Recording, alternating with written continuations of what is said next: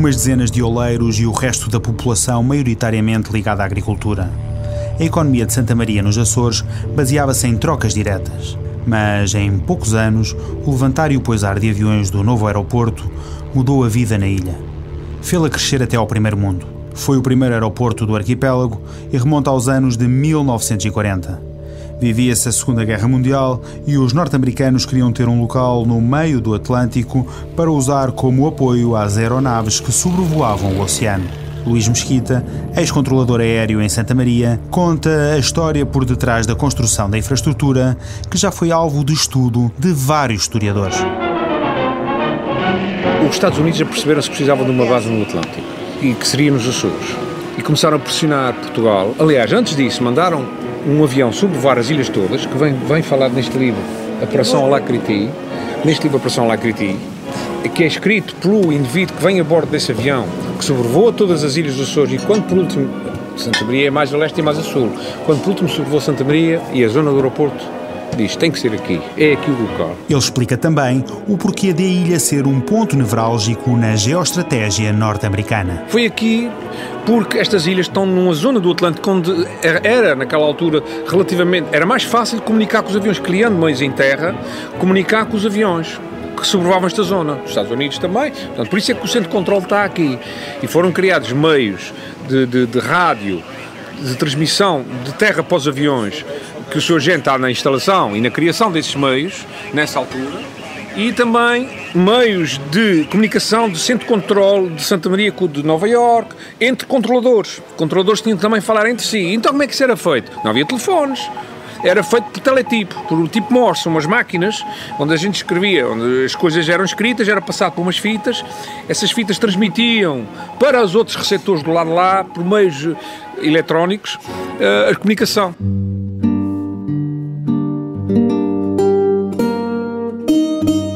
Começaram então as negociações com o presidente do Conselho, António de Oliveira Salazar. O homem que liderou o país durante 36 anos estava muito reticente. Portugal mantinha-se como país neutro no conflito mundial e Salazar não queria perder esse estatuto. É aí que Timor entra em jogo. Luís Mesquita explica esta ligação improvável. E ele cede. O elemento fundamental na cedência de Salazar é Timor. Estranho que pareça. Nós, quando ouvimos esta notícia, ficamos... Timor, porquê Timor? Porque já havia pressão da Indonésia sobre Timor e os Estados Unidos comprometeu-se em manter Timor sob jurisdição portuguesa, nessa altura. E foi aí que Salazar cedeu e, sim, vocês fazem a base, com a condição, não há militares envolvidos. Era pessoal da Panamérica. As pessoas eram vestidas, vinham fardadas da Panamérica e não havia militares. É o pontapé de saída para o rebuliço e para o grande crescimento de Santa Maria. Tornou-se num dos pontos mais vibrantes em termos económicos e culturais, não só dos Açores, mas de Portugal inteiro. As modas chegavam nas asas de um avião e o primeiro mundo passou a estar mesmo ali ao lado. Aida Sousa, agora na casa dos 80 anos, esposa do primeiro diretor em Santa Maria da Companhia de Aviação Norte-Americana TWA, está sentada no sofá de casa da amiga Maria Helena Costa, filha do primeiro diretor do aeroporto. Recorda como a ilha se virou do avesso e lembra os primeiros passos dos norte-americanos. O que isto foi de extraordinário, o que isto foi de espantoso, não havia água, não havia luz, não havia comunicações, havia comunicações, havia um barco de cabotagem, é assim que se diz, que trazia as farinhas, os açúcares e levava barro desta terra. Não faz parte do aeroporto, mas é muito importante que se saiba. Daqui saiu muito barro e era a riqueza dos marienses. As estradas eram de terra batida. Estar fora do centro de Vila do Porto, o coração daquela terra, era morar quase noutra ilha. Aida lembra bem o atraso cultural que se vivia. Não esquece as imagens do choque entre duas realidades tão distantes. Eu lembro-me que a minha sogra me contava, deixava os filhos para brincar na rua. Oh mãe, podemos ir para a rua? Podem, que já passou o Sr. José Leantes, que era o senhor... Os carros na vila e os Não, primeiro o carro do Sr. José Leantes e depois veio o Bernardino Borges com o táxi. E então a minha sogra dizia, já passou o Sr. José Leantes? Já, então podem ir. Portanto, veja por esta frase o que era a ilha. Foi todo um mundo novo para descobrir. Os meninos, o primeiro avião, viram pegar fogo a umas bolas de carvão. Eles não sabiam o que era carvão mineral. Pegaram num fogareirozinho, fogo, algumas bolas de carvão, aqueceram aquela coisa que eram as salsichas, que eles não quiseram. As latas de salsichas. As latas de salsichas e as latas de feijão. Nunca tinham visto feijão em latas e não quiseram. O que aceitaram foi os cigarros, que é próprio meninos de 10, 12 anos, não é? Todos deram um salto incrível em termos culturais. A entrada no primeiro mundo dá-se pela Porta Grande. A diferença entre o antes e o depois é abissal. Muito pobre e muito pouco informada do mundo lá de fora. Não chegavam as notícias, não havia jornais, não havia rádio. Eu lembro quando vim para aqui. Antes dos americanos virem, antes deles virem construir o aeroporto, porque depois a informação era enorme com os americanos. Para já todos aprenderam a falar inglês, estes jovens todos, como o marido dela e os amigos e todos, aprenderam todos a falar inglês com os americanos. Sem mesmo trabalharem. Nada, mas falavam já todos falavam inglês. Toda a gente trabalhava com os americanos e eles falavam lindamente. Na Praia da Formosa, junto ao pai Eugênio, que foi o primeiro chefe da área técnica do aeroporto, está João Henriques. Ele ajuda a verbalizar as memórias do progenitor, já com dificuldades em falar. Há uma transformação extraordinária que acontece e de que ainda hoje Santa Maria colhe os frutos. Dá a oportunidade às pessoas em se livrarem de uma economia anterior, quase feudalista. Tem uma pessoa que mais ou menos controla e deu a possibilidade dos filhos desses irem para fora estudar. Era impensável uma pessoa de Santa Maria, na altura, que não tinha um certo nível social, poder ir estudar para fora e pagar os estudos. Isso é uma transformação que vai para o futuro, projeta isso tudo no futuro das pessoas da ilha. O movimento na zona do aeroporto é mais do que muito.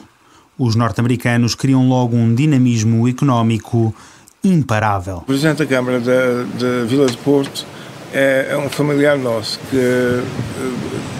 ele já é antes de Chaves, e ele tentou, digamos, intercâmbio nitidamente, claramente, intercâmbio com os americanos. E começou logo a vir muita gente de fora por causa do movimento de dinheiros e oportunidade. A área do aeroporto ficou economicamente isolada, digamos, e não sei economicamente, mas fisicamente. Mas os americanos, onde vão, começam a criar um movimento económico, não é? Que não existia antes. E foi mais ou menos isso que aconteceu. Muitas pessoas começaram a trabalhar com os aeroportos, muita gente veio para aqui, portanto a ilha na altura tinha menos de 5 mil habitantes e atingiu 12 mil habitantes. João relembra como é que os novos habitantes da ilha montaram um sistema bem oleado para que o transporte funcionasse a 100%. Os americanos, quando chegaram cá, criaram um modo muito rápido de fazer transferência de materiais dos barcos para a terra. Tinham dois meios. Um é esta lanchas que tinha umas dragas que eram muito grandes e que vinham com caminhões e pesados.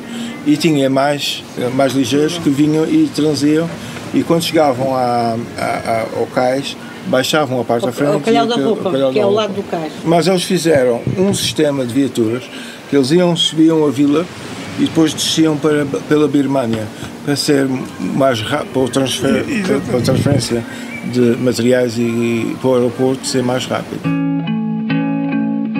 A todo vapor, Santa Maria entra noutra dimensão de desenvolvimento. Isso atraiu muitas pessoas à procura de trabalho e de ganhar dinheiro. Em pouco tempo, os 4 mil habitantes da ilha multiplicaram-se por 3. O movimento foi tão massivo que é criada a figura do visto, lembra Carlos, menino com menos de 10 anos na altura em que o aeroporto estava a ser construído e que agora detém uma papelaria no centro de Vila do Porto. Recorda o tempo em que ouvia nos Açores as comparações com os Estados Unidos. Era uma marca pequenina, até porque não sei se alguém lhe disse, era uma carta de chamada que alguém vinha como tipo de carta de chamada, com termo de responsabilidade. A pessoa não podia vir para cá se lembrar-se a socapa por aí abaixo. Tinha que ter um termo de responsabilidade, porque no fim já toda a gente queria vir para cá. E havia algum termo de responsabilidade para as pessoas poderem vir para Santa Maria.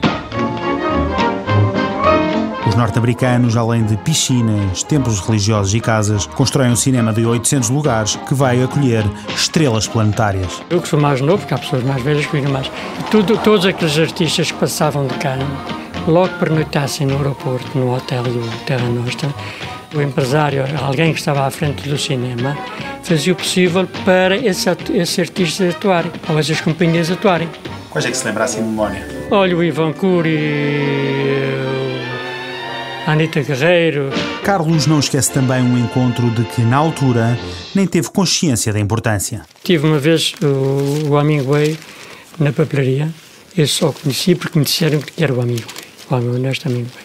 Depois dele sair, sabes quem é que serviste? Não sei, o senhor que não se fala. Para mim não soube falar inglês, mas o que ele precisou de vender-lhe, disse, isto é o Ernesto Hemingway. Explique lá melhor o que aconteceu, Carlos. Estou a vê-lo agora, o Ernesto Hemingway, mais tarde, em revistas, em televisão, perceber? Eu, naquela altura, foi um cliente que eu servia, que não tive conhecimento de... Se fosse, olha, vais servir o Hemingway, ele apresentou-se como Hemingway, e eu, naturalmente, olha...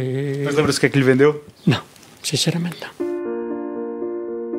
Mas tudo tem um fim e o da ascensão da ilha dá-se por um conjunto de motivos. Os dois mais importantes talvez sejam o advento do jato, que permitiu que os aviões não tivessem de parar ali para reabastecer, e a perda da plataforma giratória, motivo pelo qual quem entrasse ou saísse dos Açores o tinha de fazer pelo aeroporto de Santa Maria. Assim, em pouco tempo, de cerca de 30 ligações diárias, passa-se para apenas 6. Carlos ainda se lembra bem dessa altura. Havia como várias companhias cá. Havia, quando foi a Dorothy, uma das que eu lembro, como companhias americanas, acabaram o serviço e foram para a América.